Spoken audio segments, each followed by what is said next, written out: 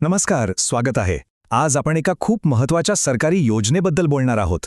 एक अशी योजना जी खरं तर महाराष्ट्रातल्या विद्यार्थ्यांसाठी एका सुरक्षा कवचासारखी आहे. तर मग मुलांच्या सुरक्षेसाठी आपलं शासन नेमकं काय करतं? हा प्रश्न खूप महत्त्वाचा आहे, नाही का?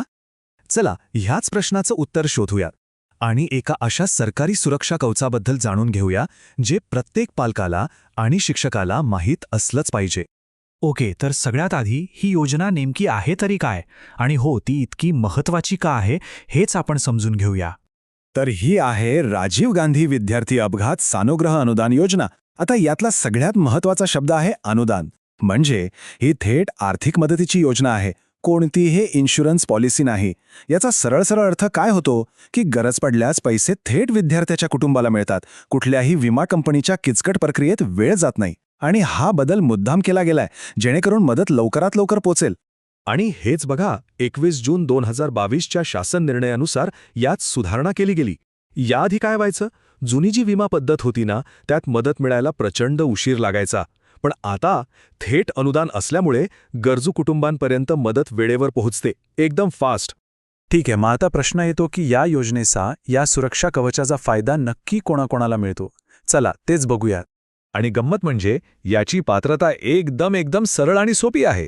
महाराष्ट्रातल्या इयत्ता 1ली ते 12वीमध्ये शिकणारा प्रत्येक विद्यार्थी, बस तो कोणत्याही शाळेत शिकत असो, सरकारी खाजगी काही फरक पडत नाही, प्रत्येक विद्यार्थी या योजनेसाठी पात्र आहे. बरं, पात्रता तर कळली, पण आता सगळ्यात महत्त्वाचा मुद्दा म्हणजे वेगवेगळ्या परिस्थितीत मदत किती मिळते. हे आकडे ऐकल्यावर या योजनेची व्याप्ती किती मोठी आहे हे लक्षात येईल. समजा एखाद्या विद्यार्थ्याचा अपघाती मृत्यू झाला किंवा सर्पदंश, पाण्यात बुडण्यासारखी एखादी दुर्दैवी घटना घडली, तर अशा वेळी त्या कुटुंबाला आधार म्हणून 1.5 लाख रुपये म्हणजे 1,50,000 रुपये अनुदान म्हणून दिले जातात. त्याचप्रमाणे जर अपघातामुळे विद्यार्थ्याला कायमचं अपंगत्व आलं, म्हणजे 2 अवयव किंवा दोन्ही डोळे गमावले, तर अशा अत्यंत गंभीर परिस्थितीत 1 लाख रुपयांचं अनुदान दिलं जातं. आणि हा तक्ता बघा, यावरून पूर्ण चित्र स्पष्ट होईल. फक्त मृत्यू किंवा मोठं अपंगत्वच नाही, तर 1 अवयव किंवा 1 डोळा गमावल्यास 75,000 रुपये. एवढंच नाही, तर अपघातामुळे शस्त्रक्रिया करावी लागली किंवा खेळताना आगीमुळे दुखापत झाली, तर उपचाराचा प्रत्यक्ष खर्च म्हणजे 1 लाखापर्यंतची मदत मिळते. म्हणजे व्याप्ती खूप मोठी आहे. ओके, तर ही योजना किती व्यापक आहे हे तर आपण पाहिलं. पण काही गोष्टी अशा आहेत ज्यांचा यात समावेश होत नाही, आणि हे जाणून घेणं खूप महत्त्वाचं आहे, म्हणजे कोणताही गैरसमज व्हायला नको. हे बघा, इथे एकदम स्पष्टपणे दिलंय. एका बाजूला आहेत समाविष्ट अपघात, जसं की शाळेत खेळताना झालेली कोणतीही दुखापत, सर्पदंश, विजेचा धक्का. आणि दुसऱ्या बाजूला आहेत वगळलेल्या गोष्टी, म्हणजे आत्महत्या किंवा आत्महत्येचा प्रयत्न, स्वतःहून करून घेतलेली इजा किंवा अंमली पदार्थांच्या प्रभावाखाली झालेला अपघात. या गोष्टींसाठी ही योजना लागू होत नाही. हे एकदम क्लिअर आहे. ठीक आहे, सगळं कळलं. पण समजा दुर्दैवाने गरज पडलीच, तर या मदतीसाठी अर्ज करायचा कसा? तर चांगली गोष्ट ही आहे की याची प्रक्रिया मुद्दाम सोपी आणि सरळ ठेवली आहे. याची सुरुवात होते पालक आणि शाळेचे मुख्याध्यापक यांच्यापासून. हो, अर्ज करण्याची जबाबदारी या दोघांची आहे. ही प्रोसेस कशी चालते ते बघा. अगदी सोप्या 4 पायऱ्या आहेत. पहिली, पालक अर्ज शाळेत देतात.